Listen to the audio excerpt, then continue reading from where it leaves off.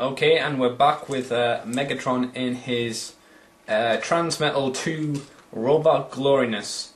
I probably won't go into the features like I did in the last video because he doesn't really gain any great new ones. I mean, he still has the wings, he still has the head, but he does get this cool nifty thing which will become more visible with any luck in the details section, which is this thingy in the middle, which, if you hold on a sec, it is meant to be a energy crystal capsule. Whatever an energy crystal capsule is, I can only assume it's meant to be a representation of where the second Megatron spark is contained. I guess, I don't know. It's a nice way to think about it, though. If anyone knows, I'm again sure someone will mention it, but you know. Another feature he gains is a missile launcher in his head, which I don't really like.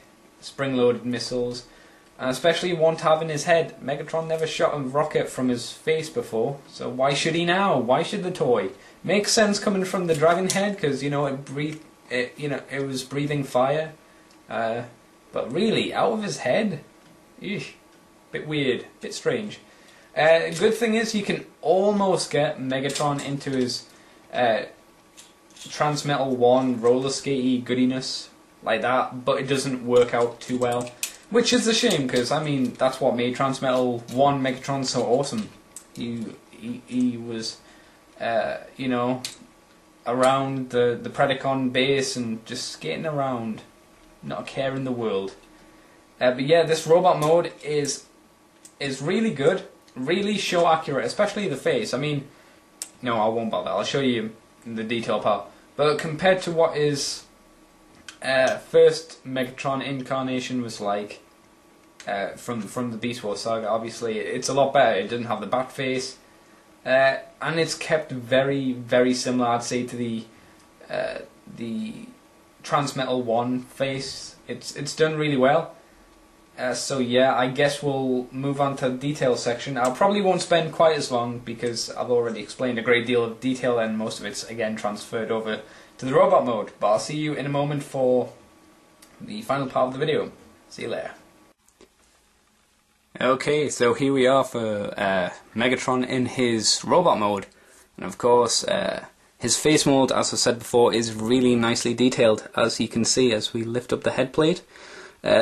Even little teeth are put in there, but unfortunately the paint kind of really dulls them out, but you can just about see them. The head mold is pretty, apart from the teeth I suppose, pretty traditional to what we should expect the Megatron Beast Wars head to look like, which is good.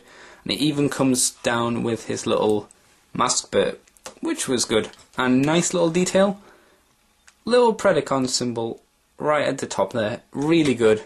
Really nice little detail, which they didn't have to add, but it was good that they did.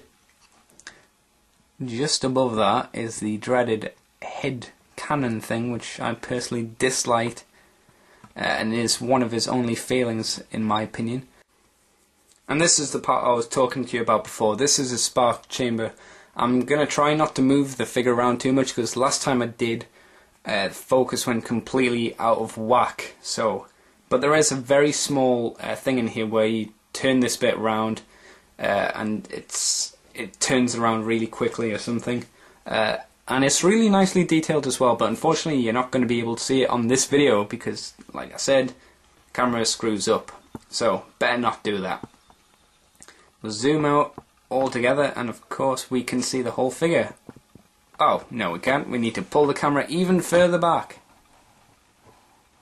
And there we have the full figure. Luckily he is a little bit smaller now that we don't have his dreaded neck to contend with. And you don't need to do a lot of things to make this guy look really cool.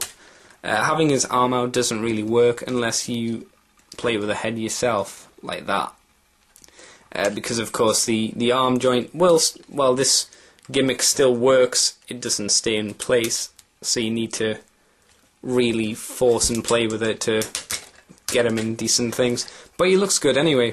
To activate his wings, unfortunately, you have to take up his head and then press the switch down and flip it around yourself, which isn't too bad, but it can be a little bit annoying.